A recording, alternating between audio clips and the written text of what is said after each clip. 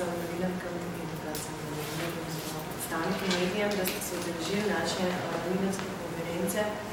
Res je, da jo delamo v projektu, ampak se nam je zdaj tokrat vredno sklicati in predstaviti tisto, kar smo v bistvu počeli skoraj več kot eno leto, da smo prišli do teh dokumentov, za katere menimo, da bi morali biti javni dokumenti in zdanje javnosti, se to dokazuje neko transparentno poslovanje občine in hkrati seveda tudi zakonito.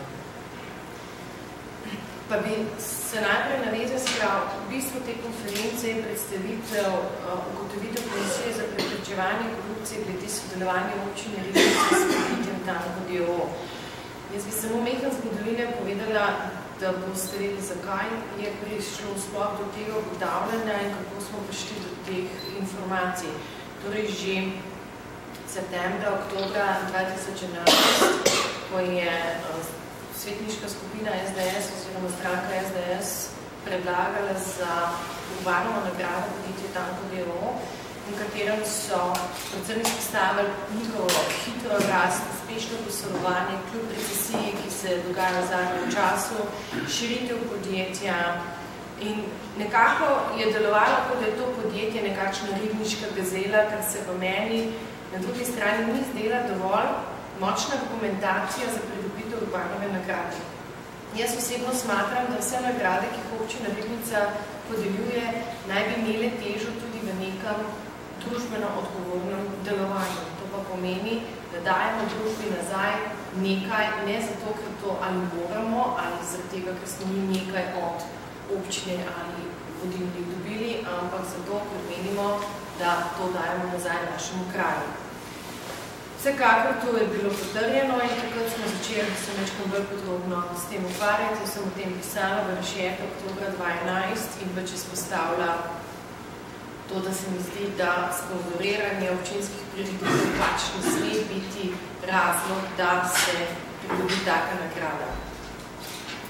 No, na ta moj članek je potem bila tudi reakcija Alojzija Levstka, ki je bil takrat še direktor Tanko d.o.o. In predvsem sem izpostavila nekaj njegovih izjav iz tega intervjuja, ki je bil objavljen pa v novembrski številki Rešeta 2011, kjer je gospod Mirko Tanko rekel takole, oba sva direktorja, to pomeni, oziroma Alojzij Levstik je to rekel, se pravi, Mirko Tanko sva oba direktorja in skupaj sprejemava vse pomembnejše odločitve. Da so tako uspešni, je to, da imajo tako preprosto kmečko načelo, to pa je poštenje odnos do dela in sočloveka. Glavni moto podjetja naj bi bil pošteno, kvalitetno, pravočasno delo. Hkrati so izpostavili, da se edino ribniško podjetje s to dejavnostjo, za nizke gradnje, ki se redno prijavlja na javne razpise s področja našega delovanja oziroma v Ribnici. No, ne nazadnje se je odzval tudi na moje pisanje v oktobrski številki, kjer pa je na koncu dejal, da je to moje pisanje v tem predvsem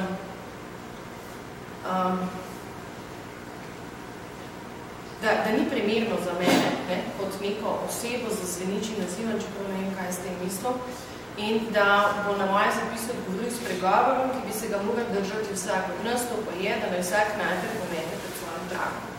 Jaz sicer ne vem, kaj s tem mislil, ker meni ni točno povedal, kaj ne bi jaz pometla pred svojim pragom in kaj ne bi odstranila, smo pa zato mi zdaj temu gospodu povedali, kaj je tisto, kar bi oni mogli pomesti pred svojim pragom, preden da bodo dejansko lahko delovali ne samo dobro in uspešno, kot tudi zakonito. Pri pregledu AJPES-a oziroma tudi supervizorja, to so javno dostopni podatki, smo potem ugotovili, da je to podjetje tretji največji prejemnik občinskih sredstev. Pred njim sta samo vrtec Ribnica in komunalno podjetje Ribnica. Za njim pa ostajajo marsikatera podjetja, kot so Miklova hiša, osnovna šola Ribnica in še marsikatera javni zavodi, ki seveda zagotavljajo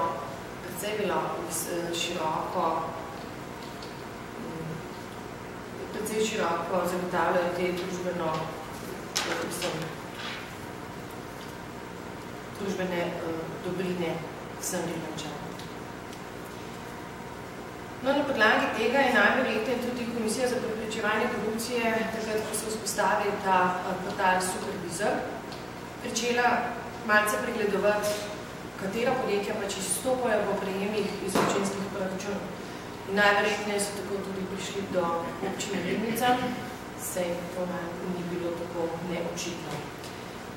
Na to samo inicijativo so potem tudi decembra 2011 pozvali občino Ribnica, da jim preda vse dokumentacijo in začeli ugotavljati pač pravilnost vseh postopkov pri podeljevanju del oziroma javnih in pa manjših naročil.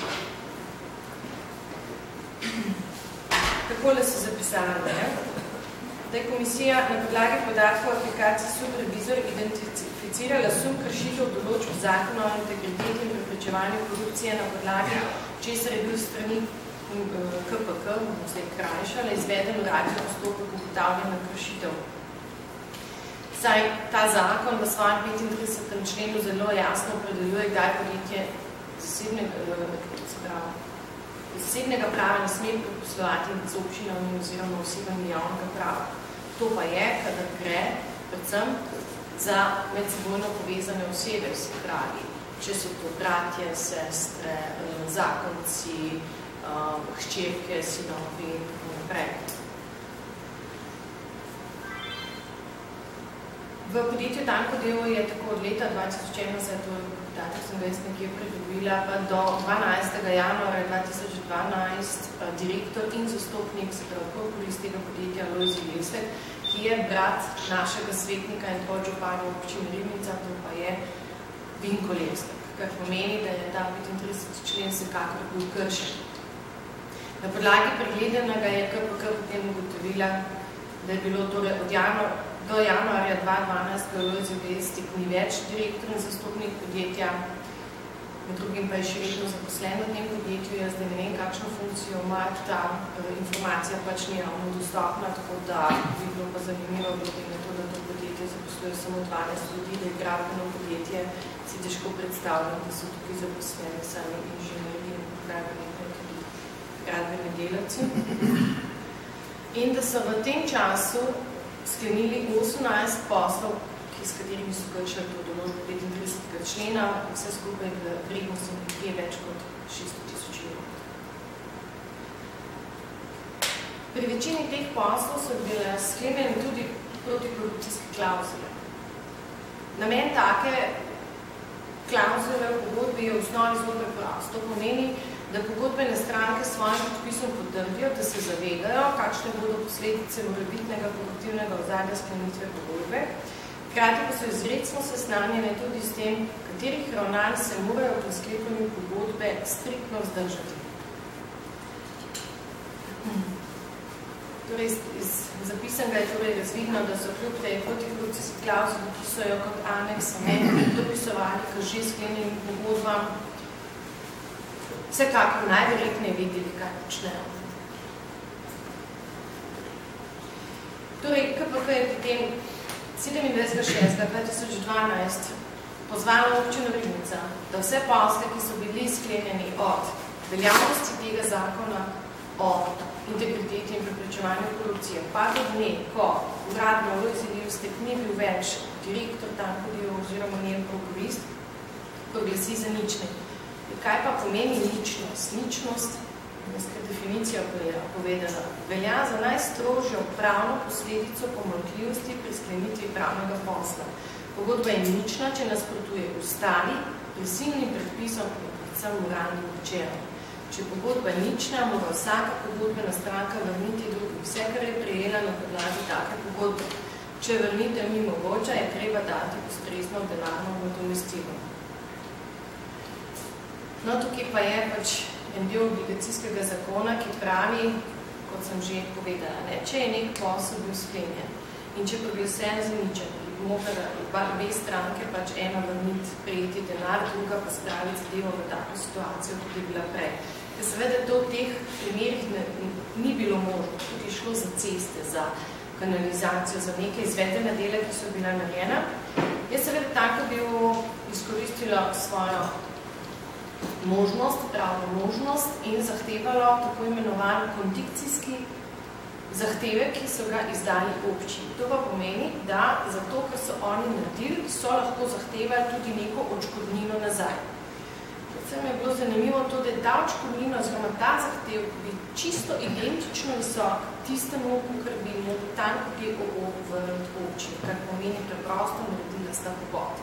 Pri tem v pobotu sodeluje direktor Tanko DOO in seveda najvišji predstavnik občine in župan. Dva sta se nominila, da tisto, kar sta kršila dan skoraj 2 leti, si boste zdaj pač med sebojno pobotala in vse tako bilo prej. KPK seveda ne ugotavlja korupcije, to počnejo sodišča, je pa na podlagi ugotovljenega sklenila, da je šlo za prekršek odgovornih oseb in seveda jim bo v skladu s tem tudi izrekla kazen. Zdaj, kazen je zapisana v tem zakonu, ta 12. alineja tega člena 77, ki govori o kaznih pravi, da se z globo kaznuje 400 do 4000 evrov, pač odgovorne osebe in pa tudi organizacije javnega sektora, ki se je to zgodil. Žal jaz teh podatkov nimam. Nazadnje, kar sem dobila z občine, je bilo, da ta postopek še ni pravno močno zaključen, tako da najverjetneje več podatkov tem bi bilo mogli dati na sami občini. Vsega povedanega smo mi sklenili nekatere ugotovitve. Torej, predvsem to, da sta tako Vinko Levstek, naš podžupan, kot Jože Levstek, sigurno ravnala protizakonito in mi menimo, da sta to tudi zelo zavestno naredila. Najverjetneje veste, da od uveljavitve tega zakona moramo vsi svetniki oziroma vsi funkcionarji v občini Ribnica poročati o tem, kakšne so naši odnosi z ljudmi, s katerimi poslujemo, oziroma kakšne so naše sorodstvene vezi.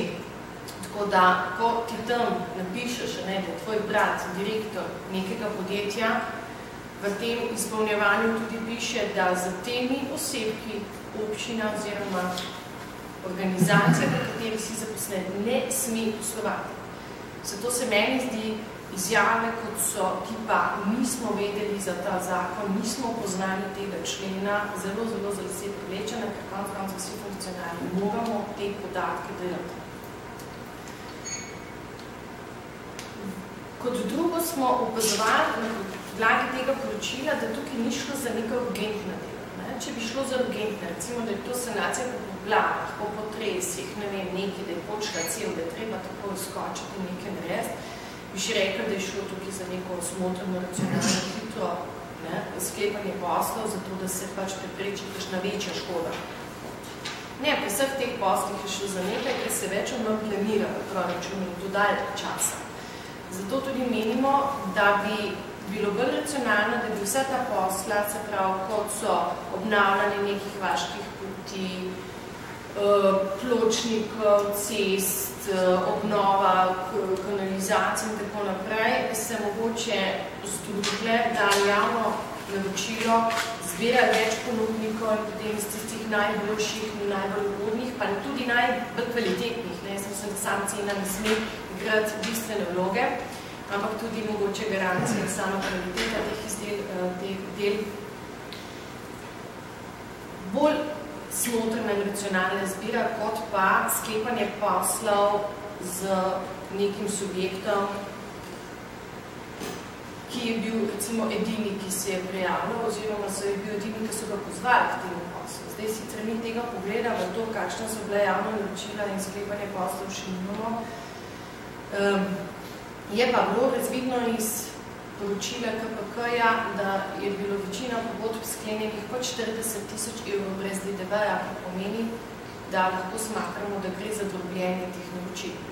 Kot veste, zakon pravi, da če gre za naročila pod 40 000 evrov brez DDV za gradbena dela, da v takem primeru ni potrebno razpisati javnega naročila, ampak da se lahko pozove posamezne izvajalce in se z njim potem podlagi tega sklene pogodbe.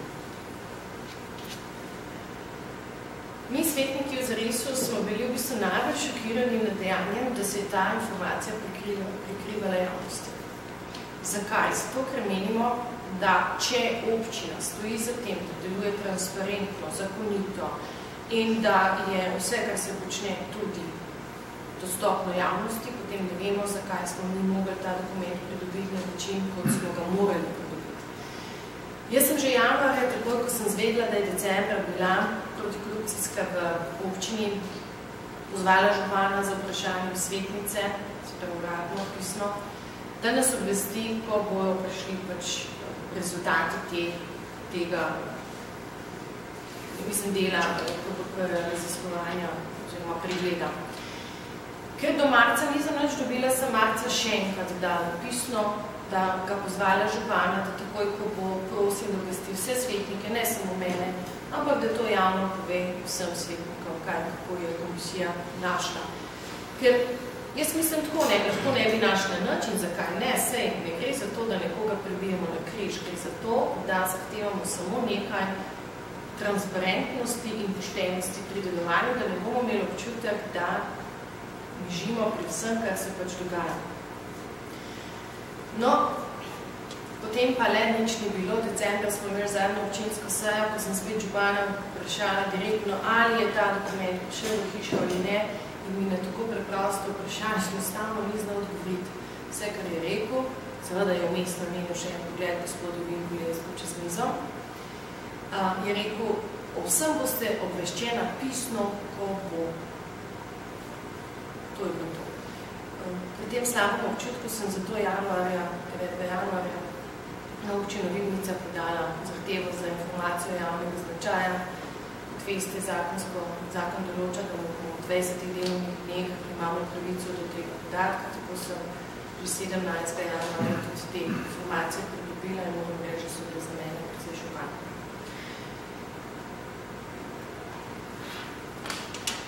To seveda tudi ni prva kršitev, ki je bila ugotovljena pri poslovanju občine Ribnica.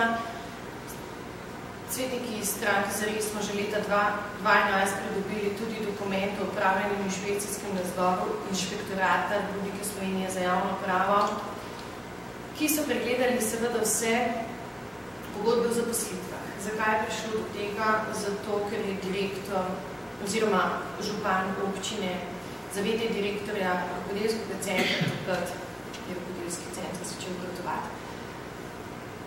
Predlagal oziroma potrdil kar Jana Zaveteta, ki je direktor občinske uprave. Jaz sem takrat javno opozorila, da je to navskrižje zakonom, da se to ne sme početi, da lahko kogarkoli drugega, samo ne njega, ker pač je gre za spet navskrižje interesov, vendar sem dobila prej grožnje kot pa neko dobro namerno hvala, da si nas upozorila na to, pač ne poznamo zakonov, kot je župan, da je rekel, da ne spozna na zakonov. In na podlagi tega smo tudi takrat dali prijavo za pregled tega delovanja. Posledica tega pa je vlada inšpektorat pregledal vse zaposlene, vse pogodbe in pogledal, kaj se dejansko dogaja. Jaz sem si šla ta zapisnik, ki ima več kot 60 strani, zdaj še enkrat pogledati.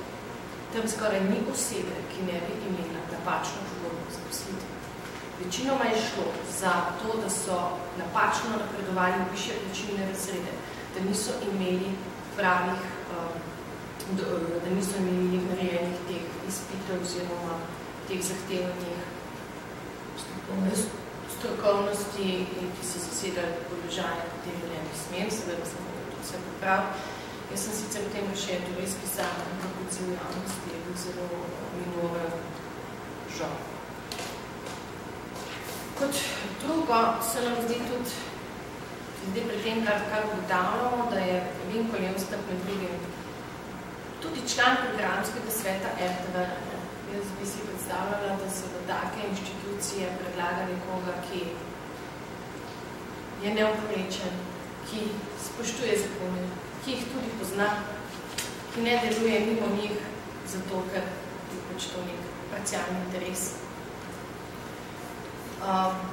In se resno se v tem sprašujemo, kakšne so bile njegove strokovnosti oziroma katere vrline so tiste, ki so ga pripeljali do te pomembne funkcije v programskem svetu RTV, ali pa je to samo mogoče dovolj to, da ima izkaznico prave stranke.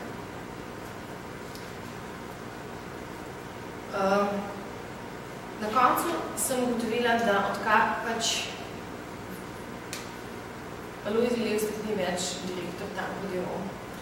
Seveda podjetje Tanko-Deov še vedno naprej posluje za občino Ribnica, tokrat tudi zakonito, saj več ne krši tega 35. člena.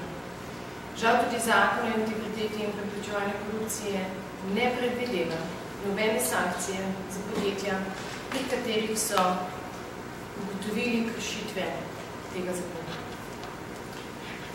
Zato menimo, da mogoče bi bilo kdaj dobro, da tudi kakšno pobudbo za dopolnitev tega zakona, saj mi ne moramo regulirati tega, ali ta oseba še opravlja te funkcije, kot jih je prej opravljala, vendar brez naziva, ali pač ne. Seveda bi v tem primeru, če bi te funkcije iste opravljala, ne glede na to, da več ne podpisuje pogodb, na nek način obšla ta zakon, kar bi seveda bilo pri možnem dokazu tega, to je zelo težko dokazati, tudi seveda proti zakonito.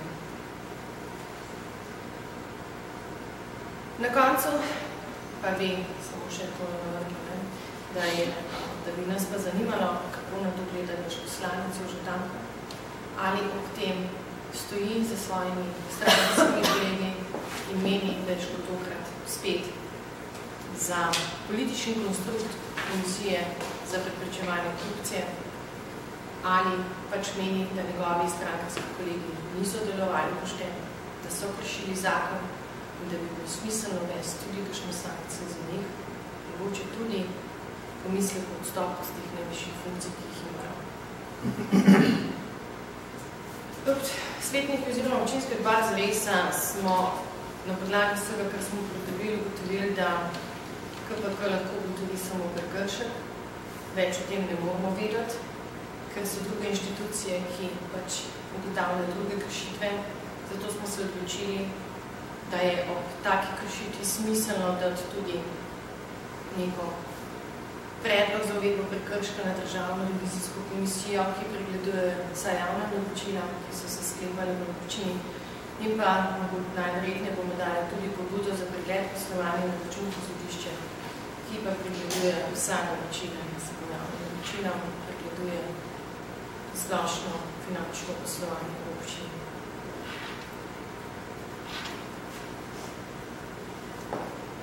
Spomnim se tudi to, da je pred časom gospod Jože Levstek pisal o tem in modroval.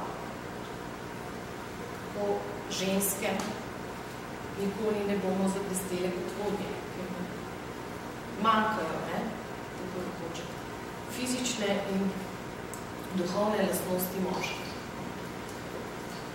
Če so korupcija, prikrivanje podatkov in kršenje predpisov tiste moške lastnosti, ki očitno odlikujejo vsem povedanem našega župana in podžupana, potem sem jaz resnično vesela, da sem ženska in da teh lastnosti ne nima. Elementi po njegovih zapisih. Toliko zdaj z moje strani. Samo eno vprašanje. Se pravi, Alojzij ni več direktor tega? Ne, Alojzij Levstek je od 12.1.2012. Se pravi, sam to hočem povedati. Se pravi, zdaj lahko pomočnik direktora, pa ni več prekršku. Tudi če naprej to podjetje dobi ta del. Ja, zakon pač tega ne predvideva. Zdaj, on je lahko na neki funkciji, ne vem, česa, ne sme biti direktor, ne sme biti vodja projektov in ne sme biti prokurist, se pravi, radni zastopnik. In seveda, ko je bila komisija dejansko v hiši in ko so jim povedali, da te zakone pregledujejo, so najverjetneje v podjetju hitro ugotovili, da so kršili, oziroma sem se, da so to že prevedali, in zelo hitro sprožili ta postopek, da so ga omaknili z direktorskega mesta. Na katerem bo prej več kot 10 let.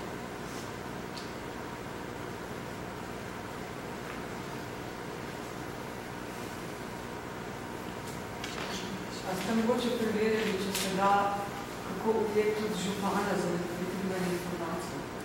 Jaz mislim, da neke javne funkcije vendar imajo tudi odgovornost, vsak, da skupam, da imajo javne funkcije, tudi neko možnost, da te zapremirajo kršenja. Zdaj, uradno, vsaj po mojih vedeljih, bi šlo za prikrivanje informacij, če meni na mojo zahtevo za informacijo javnega značaja ne odgovori, oziroma če jaz tega dokumenta v zakonskem roku ne bi dobila. To je neposredno kršenje zakona.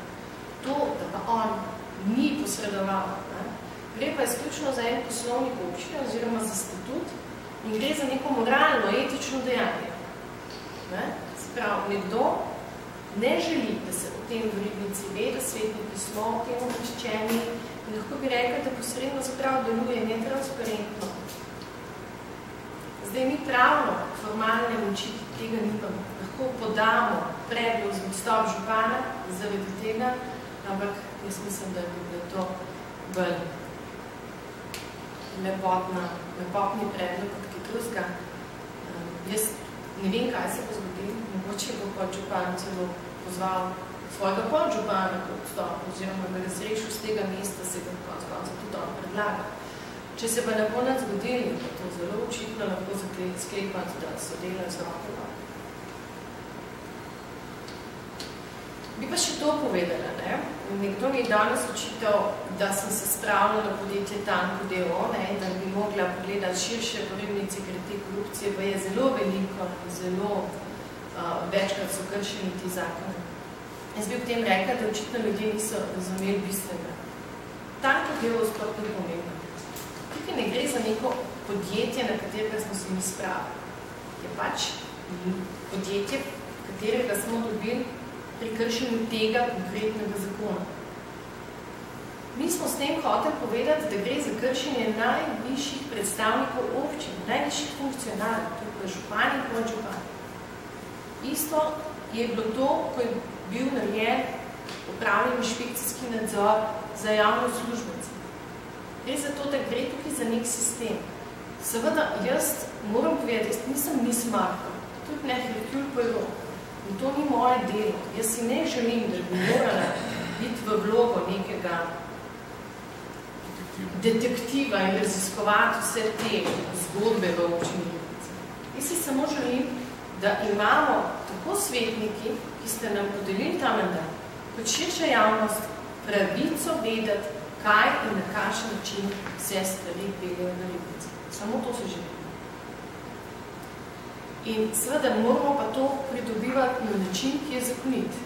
Drugačnega mi se trudimo ne počnemo, se zelo trudimo, da se držimo nekih pravil, nekih zakonitosti in da teh domačnosti med seboj ne bi bilo toliko, kot jo je. Jaz sem zelo vesela, da če vsi, ki to vejo, koliko je teh dejanj, povejo jasno in glasno, svojim imenom in priimkom. Ne pa opozorim, vse to je treba dokazati.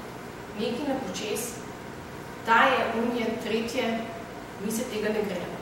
Mi počnemo tisto, da pri teh podatkov pridemo in počas probamo povedati samo to, da vse ni tako lepo, kot se vidi na prvi pogled. Ne, malo sem zamudil. Se pravi, ta KPK je gotovil samo prekršen. In zdaj, če se ne bi vi oglasili, bi lahko na tem ostalo. Protikorupcijska komisija vedno poda sum korupcijskega dejanja, kar je tudi v tem primeru naredila. Seveda pa ne ugotavlja korupcije. Ona ugotavlja prekršek kršenja tega zakona. Zdaj za kaj več, seveda bi se pa mogla dati prijava drugačna, o tem, ali je to bila korupcija ali ne, odločajo pri nas sodišče.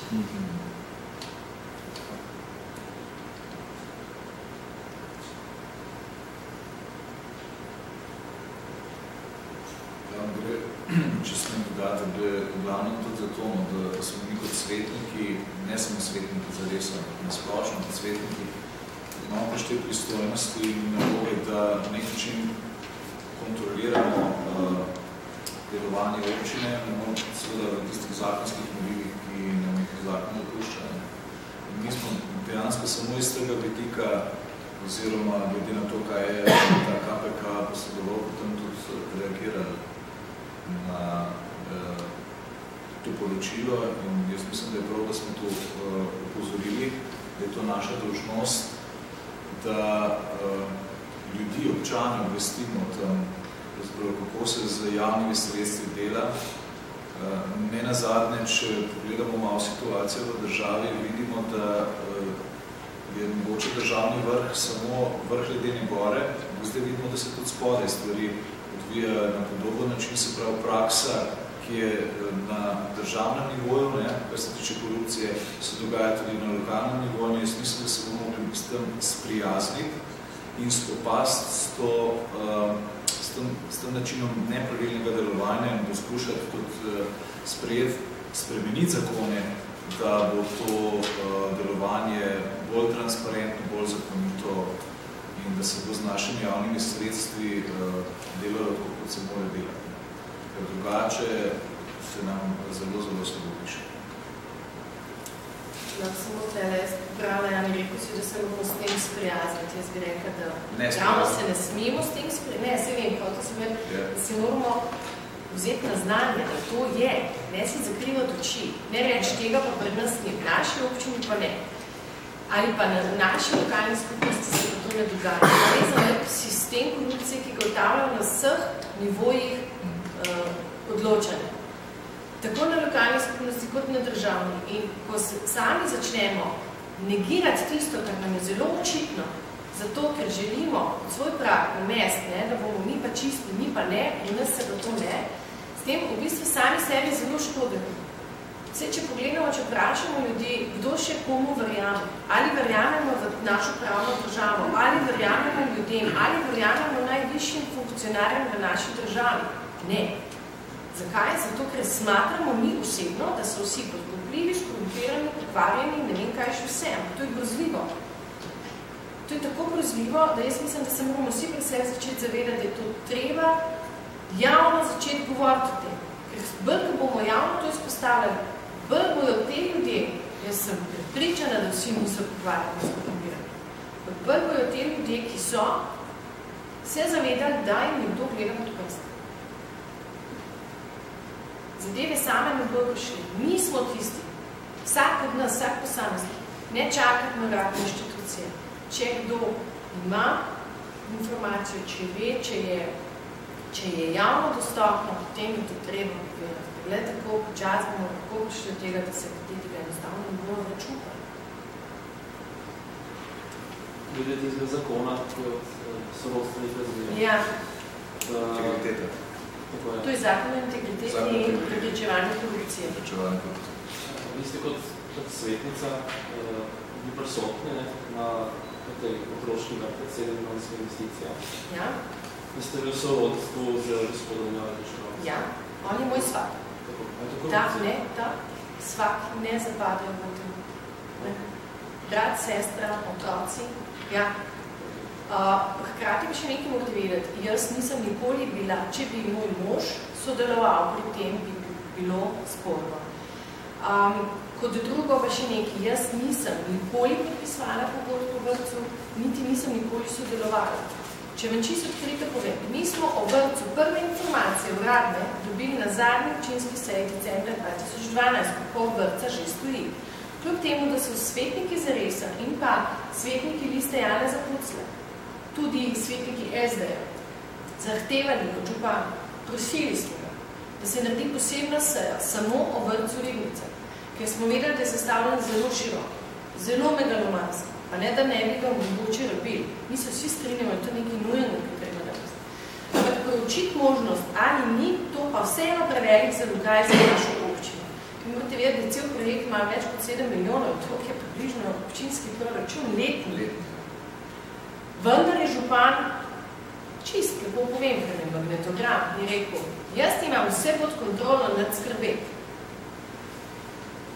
Pogodbe o tem podpisujejo župan. Svetniki nimamo te možnosti. Podžupan je pa drugo.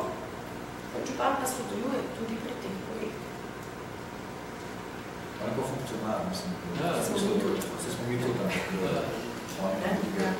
Svaki pa ne zapadajo, se je drugač bi šlo lahko to zelo delač, so pa seveda nekaj omejitve.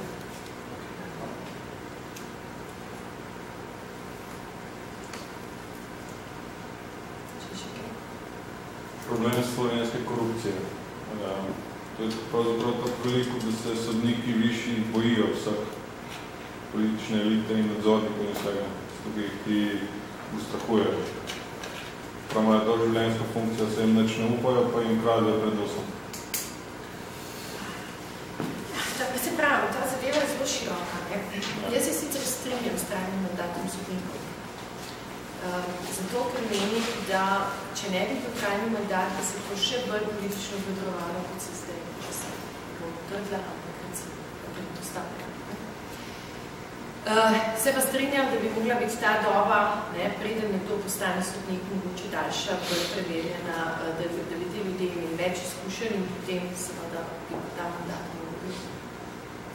Se vidite tudi sami, ko se nek sodnik, pred časom se je izpostavil tudi tale gospod iz Vidnice, Kozina, državni tožilc, se doskrat nekdo vpraša, kako si pa upa. In to je tisto, kar je grozno, da se to vpraša. Hvala Bogu, da se upa, se to je njegovo delo, on mora delati tako, kot se je temu tudi zapresedil kot državni tožilc. Jaz samo upam, da bo več takih pogumnih ljudi v vseh področjih, od sodnikov, tožilcev in vseh drugih, ki pač odločajo na takih zakonov. In ko nekdo kaj ta zapres, potem tudi diskriminira. Absolutno. Primer Kozina. Ja. To je mene tega kar strah. No, sej tudi, ko se tih omenil medije, Vino Mesta, ki je zdaj pač član programskega sveta RTV-ja, in je zanč podal izjavo tam, izjava, da ne vem, kako mediji gledate na to, ampak je takole rekel, da je on prepričan, da novinari niste neodvisni, ampak pišete po diktatu nekoga. To za nekoga, ki je na taki funkciji zelo kočljiva izjava, ki ima za to dokaze. To je v bistvu za mene poniževanje vseh novinarjev in vašega dela. Jaz ne bom rekla, da se nekje ne najde nekdo, ampak v vseh frakcijah je nekje nekdo, ki izstopa. Jaz pa še vsem verjamem, da novinarji večinoma sledite sebi in svojim branjem ničem. Poklicni etiki, novinarski, ki je v bistvu zelo pomembno, dejansko, igra zelo pomembno vlogo. Tudi pri gradnji države, bom rekel tukaj, se pravi, če tako gledamo v teh 20 letih, naredimo en prevers, to, kar zdaj ugotavljamo, kar se nam dogaja, mislim, to je tista realnost, zdaj, ko smo odstranili to plahto izpod teh visoko donečih besed nove države in tako naprej, vidimo, da je spodaj vse kaj druze kot lepota in da je treba še marsikaj narediti in marsikoga še vzgojiti v duhu, ko bo, da bo državotvoren, da bomo rekli, da je državnik, da bomo rekli, da je nekdo, ki mu lahko zaupamo, to je zelo pomembna stvar. Se veste, kako je v družini, če nekomu ne zaupaš, partnerju otroku je to mogoče ena najhujših stvari, kar se ti lahko zgodi. Če pa to nekdo na javni funkciji, pa to še toliko hujše. Vemo, da nismo imuni, da nismo edina država, ki se v njej to dogaja, da so države, ki so še hujše. Ampak jaz mislim, da se ne smemo ozorovati po drugih državah. Temo se mogoče po najboljših državah ozorovati, ne vem, tipa skandinavske države in tako naprej. To bi jaz nekaj. Če bi jaz htela dodala, če omejno spremljate nekakve evropske normalne demokracije, ki imajo že resnično dolgo pot, tam funkcionarji in najvišji predstavniki ljudstva odstopajo za bistveno manjše. Resnično za bistveno manjše. Pri nas se pa največji funkcionarji, bolj, ko si visok, bolj se ukrepaš teh stolčkov. Tako neverjetno smo res mogoče unikni, kar se tega tiče. Če bi čez noč povzeli ta sistem, čez noč rado brez funkcionarjev. Hvala, vemo eno, bo eno, pa recimo, ne. To je ilustracija pol, ne? Ja. Tipa totalitarnih sistemov, tudi doma težka stvar. Mislim, da je treba španske poti tudi nekaj. Najlepša hvala. Tole na papirju se lahko Tole na papirju bi vam jaz pri elektronsko obliku poslala to najboljš. Točno to, tam je zagovor, danes cel bi pa potem. Tako zdaj. Evo. Ok, strašno.